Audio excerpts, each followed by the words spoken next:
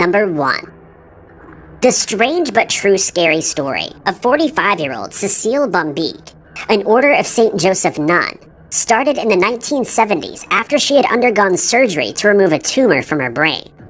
At first, the operation seemed to be a success, but her colleagues at a public hospital in Belgium soon started noticing that she was acting strangely, and to add to the mystery, 21 of the patients in her ward had passed away in the span of a year.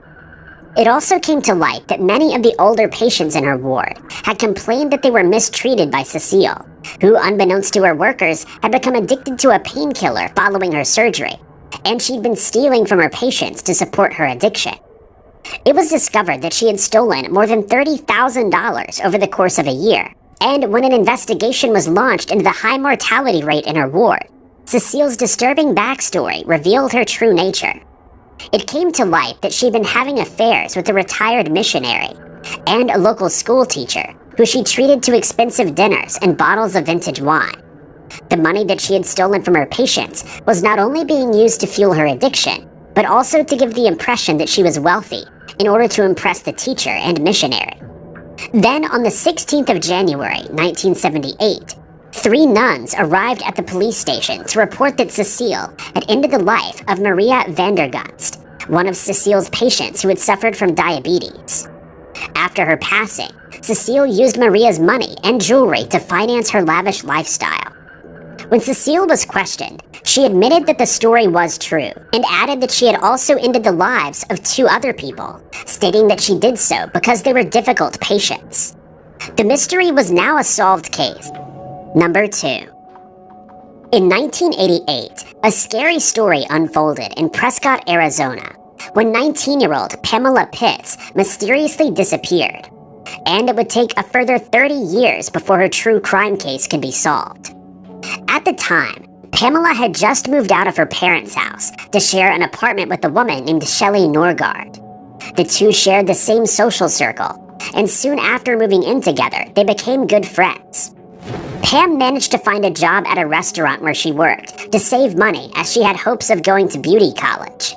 But on the 16th of September, 1988, Shelley contacted Pamela's sister, Paul, to ask if he had heard from her. He said that he hadn't, and Shelley informed him that Pamela hadn't come home after leaving the apartment the previous night. When she also didn't show up for work the next day, Paul became concerned and filed a missing person report with the Prescott Police Department. Then, on the 29th of September, a man who was visiting the Prescott National Forest was walking back to his truck when he discovered Pamela's remains. He rushed to the nearest payphone and informed the police, who were able to identify Pamela via her dental records. When Shelley was questioned, she told investigators that she'd been working on the night that Pamela disappeared, and she spent the rest of the night with friends before going back to her boyfriend's house. She found that she couldn't sleep and drove around in her car until 7 a.m. However, when her boyfriend was questioned, he stated that he had last seen Shelley at 11:30 p.m. that night, and witnesses stated that they saw Shelley driving around looking for Pamela. But despite discrepancies in her alibi, there wasn't enough evidence to arrest Shelley, and Pamela's true crime case went cold. Then, in May of 1991, Shelley's boyfriend was found deceased in an abandoned mine shaft, and fingerprints at the scene were found to belong to Shelley, who confessed to the crime, receiving a sentence of 20 years in prison. While incarcerated, Shelley's phone calls were recorded, and in one conversation that she had with her father about Pamela's case, she stated that she had snapped, and investigators decided that this statement was enough to prove that she was responsible for the crime. She was arrested in Nevada in 2017, and she accepted a plea deal in which she would serve no additional time in prison, as long as she provided details of the crime. She stated that she and Pamela had been arguing since Pamela wanted to move out of their apartment, and when they got into a physical altercation at a party, she ended her life and fled before she was caught. Number 3. The true crime case of Sister Abaya, a 21-year-old Catholic sister in India, started on the 27th of March, 1992, when she was reported as a missing person. On that morning, Sister Abaya had woken up at 4 a.m. to study for her exams, and the last time that she was seen was while she was on her way to the hostel's kitchen to get a drink from the fridge. Soon after, she was found to be missing, and in the kitchen, it was discovered that the fridge had been left open. A bottle of water was found spilled on the floor, and one of her slippers was found under the fridge. A search was quickly organized, and just a short while later, Sister Abaya's body was found in a well next to the convent's hostel. After a post-mortem was conducted, it was ruled that she'd accidentally slipped and fallen into the well where she drowned. However, in April of 1992, the crime branch of the Criminal Investigation Department took another look at the strange but true story, and they concluded that Sister Abaya had ended her own life by jumping into the well. But 3 years later, 3 forensic experts conducted a series of experiments with the use of a dummy, and they quickly came to the conclusion that they were in fact dealing with a homicide investigation. What followed was a series of failed investigations and inquiries that stretched over several years until 2008, when the scary story was finally solved. 2 priests named Thomas Couture and Jose Puthru-Cail were arrested along with a nun named Sister Sefi, and they were charged with murder, defamation, and destruction of evidence. This came about after it was discovered that Sister Abaya had unwittingly stumbled upon the 2 priests and a nun in a compromising position, and fearing that she would reveal their secret, they attacked her before throwing her body down the well.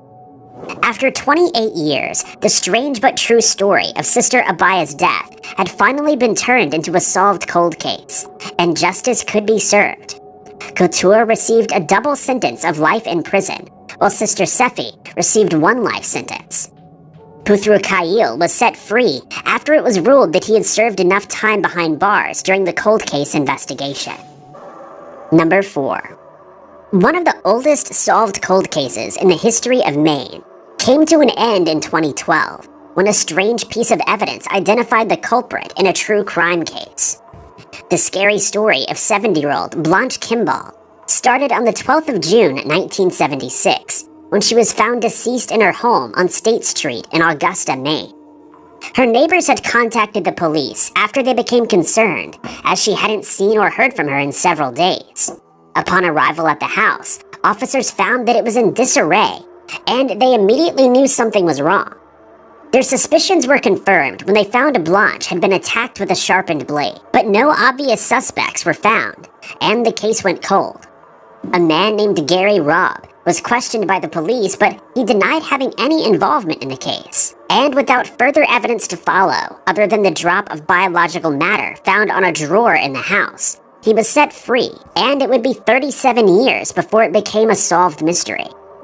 In 2011, Robb was accused of attacking a homeless man with a blade in Seattle, and interest in Blanche's story was renewed. Knowing that they had to obtain a fresh DNA sample from Robb, investigators set up a fake chewing gum survey in which he took part, unwittingly supplying them with the evidence they needed. The chewing gum was sent for forensic testing and compared to the biological material found in Blanche's house. When the results came back, they were found to be a match, and Robb was tracked down in Seattle, where he was living on the streets. It would then come to light that Blanche had taken Robb in as a boarder before he ended her life. Despite claiming that he had no memory of Blanche or the crime, he was found guilty on a charge of murder and sentenced to 20 years behind bars. He would, however, only serve 2 years before passing away in prison at the age of 67. Investigators stated that they were happy to turn the mystery into a solved cold case, despite the fact that Blanche's relatives had all passed away. Number 5. In March of 2019, a 37-year-old woman from Pittsburgh, Pennsylvania, whose name has not been released by investigators, lived through a true scary story after she obtained a no-contact order against her ex-boyfriend. At first, she believed she would be able to carry on with her life in peace, but for weeks after obtaining the restraining order, she started noticing strange things around her house. In one incident, she noticed the toilet seat had been left up, and in another she found a blanket in the corner of her basement, despite knowing for certain that she hadn't left it there. The strange but true story only got more frightening when she heard a noise coming from one of her upstairs rooms while she was cleaning the kitchen. Her children weren't home, and so she assumed that her cat had caused the noise by thumping into something in one of the rooms. But when she went upstairs to investigate, she was shocked to find her ex, a 31-year-old man named Cary Kokutsi, in her bedroom, despite being ordered to not have any contact with her. As she entered the room, Kokutsi jumped out from behind her bedroom door, grabbed her by her arms, and placed his hand over her mouth. She started to flail her arms and managed to break free from his grasp before running downstairs, but Kokutsi followed close behind and grabbed her again. But again, she managed to escape, and she ran outside while screaming for help. Neighbors quickly called 911, and when officers arrived at the scene, they found Kokutsi in the house's attic under a pile of clothing. Upon being questioned, he confessed to living in the woman's attic for 2 weeks since he was tired of being homeless. He revealed that he had gained entry into the house via an unlocked side door, sneaking in and out on a daily basis. Kokutsi was charged with burglary and unlawful restraint, thankfully leaving the woman alive to tell her scary story.